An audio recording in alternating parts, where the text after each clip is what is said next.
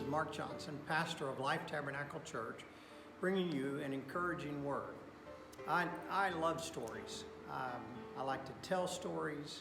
I like to hear stories. I like to read stories. I like stories. Stories are what life is made up of. Life experiences, embarrassing experiences, funny experiences, serious experiences, life-changing experiences. All of us have some variety of stories in our lives. Sometimes we don't want to tell stories. We don't want to embarrass ourselves. We don't want to tell the details. We're afraid that people will get bored or uninterested, and certainly sometimes that happens. At least according to my wife, people get bored with some of my stories. I want to look today in Luke chapter 9, verse 51, of a story that might not be all that familiar to you. At least some parts of it are, but maybe not the whole of the story. And I'll take just a few minutes to read and then talk about it. Verse 51 says, "And it came to pass, when the time was come that he should be received up, he steadfastly set his face to go to Jerusalem. And he sent messengers before his face, and they went and entered into a village of the Samaritans to make ready for him. And they did not receive him, because his face was as though he would go to Jerusalem. And when his disciples James and John saw this, they said, Lord, wilt thou that we command fire to come down from heaven and consume them, even as Elias did? But he turned to rebuke them and said, Ye know not what manner of spirit ye are of.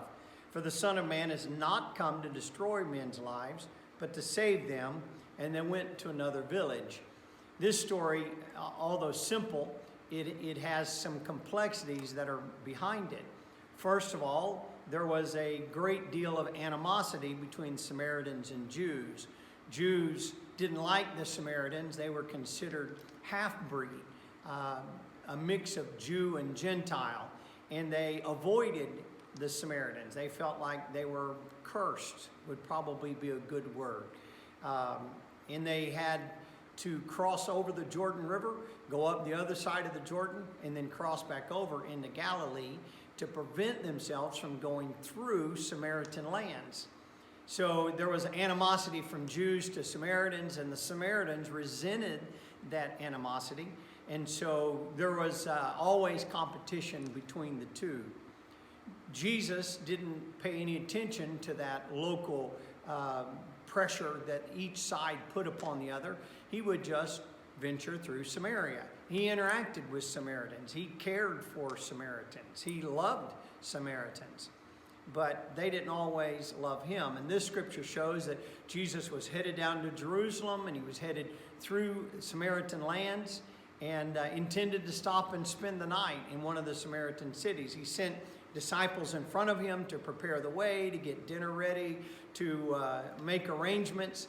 And when they got there, they recognized that it was Jesus, and they saw that he was headed to Jerusalem, and it offended them.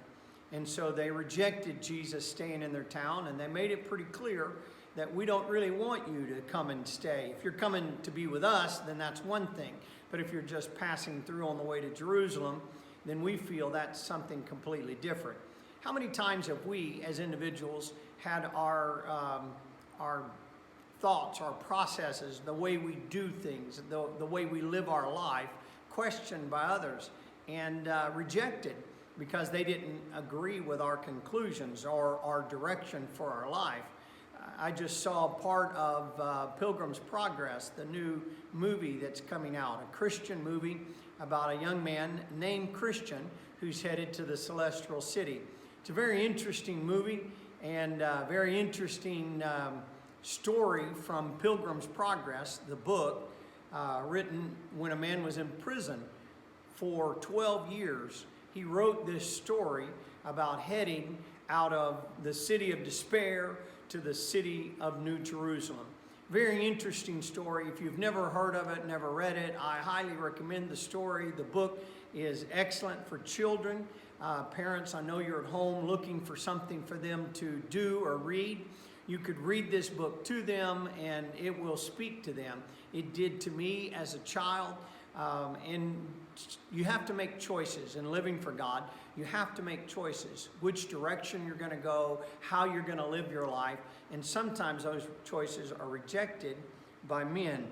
His disciples, Jesus' disciples, had a solution they thought was important. When you're rejected, why don't we respond in anger? Why don't we pour out fire from heaven and destroy them?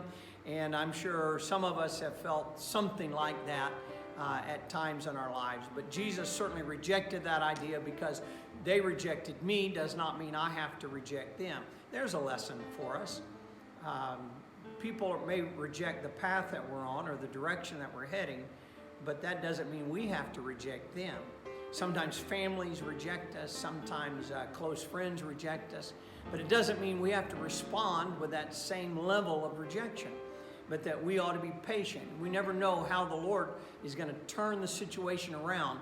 If we wait long enough and take enough time, God will always have His way in the process. Sometimes it doesn't look like it as you're walking life's path, but if you'll trust the Lord, He can turn things around, and people that felt like they were against you or against your path may turn around and actually admire and be drawn to the path that you take.